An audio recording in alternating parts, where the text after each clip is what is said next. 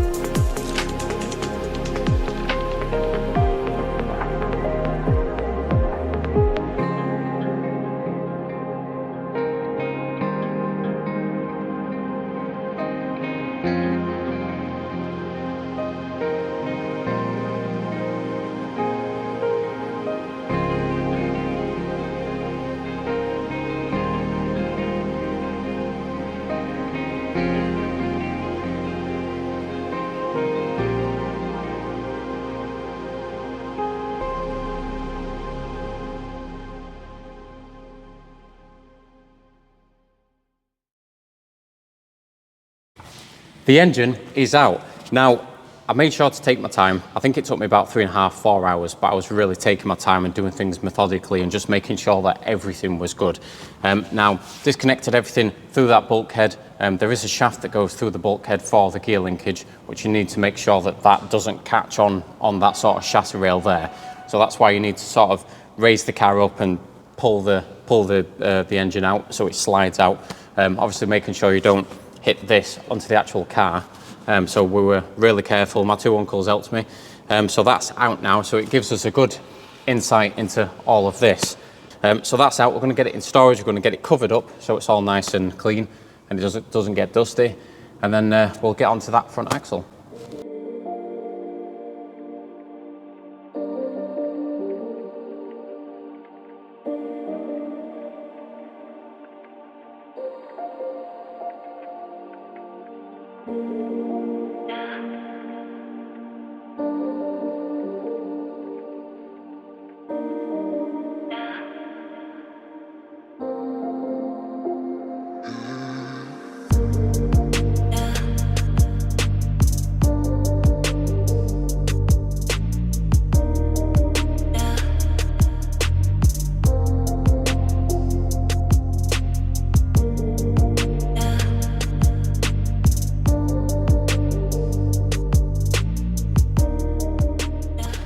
Right, so the engine's over there, nicely stored out the way so it's not going to get damaged. Now we've got all this room for activities. So the engine bay itself isn't bad. There's only little bits and spots of rust. I mean, well, I say it's bad. There's bubbling over here, there's rust here, there's rust here, there's quite a lot of rust down here, and there's rust on this back panel where the lights go in. Also there's rust on the strut towers as well, both sides. And there's a little bit of rust just here as well. But apart from that, it's not bad. Now, we can take all this unseal off, wire wheel it down, and just see exactly what we've got to work with. I can undo these shocks here and just get inside there to make sure there's no rust. But apart from that, we're all good. Now, one thing I've noticed is this rubber, which sort of like seals the engine from the engine bay and the bottom, it's actually been squashed by the engine when it's been put in previously. So there's that, and there's actually a small tear on this little boot here as well. So we'll see about that, see if we can get that replaced. But apart from that, I did say in the start of this video that I'm going to actually drop this rear subframe or this rear suspension, but I don't think I'm going to do that now because there's no real need. So I can get to everything I need to get to without taking it apart. So I'm going to leave this for now, and I'm going to jump on that front and drop that front cradle. I'm going to see what I need to do first, because obviously I've got the steering rack to take off and things like that. But I'm going to drop that one, and then, yeah, we'll take it from there.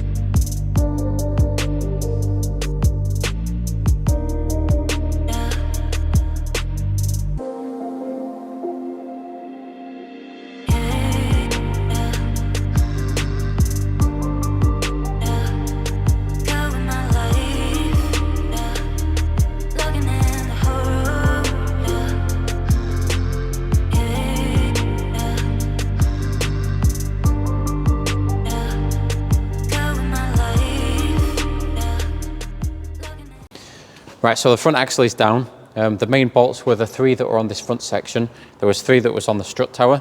There was 1 that was on the anti-roll bar. There was 1 that went through here, which was for the main frame, which this steering rack sits on. And we also had 1 which held this fuel filter in place as well. As for the brake lines, we had 1 brake line on either side, and then we had a wheel speed sensor on either side as well. Apart from that, it all came down nicely. So I wanted to keep it all in one piece and just drop it down, so we only had those bolts to contend with. Now it was a little bit stuck. I had to do a bit of prying just on here, but it came loose without too much of an issue. So that's sorted now. So now we can gain access to all of this. So with regards to the rest of this stuff, so we can locally take this off, wire wheel behind it, get it protected and put it back on, so that's not too much of an issue. So I don't really need to take anything else off. With regards to this, I made sure to take it off all in one piece, so you can just bolt it back on, bada bing, bada boom, done. So that's going to be it for this episode. Do catch us in the next video, where we're going to start stripping the rest of this underseal in the wheel wells, in here, just in this tub here. We've got all the back section to do, all the engine bay, and then we've got the sills to do as well. So then we can see exactly what rust we've got to contend with, and then we're going to hopefully start tackling some rust.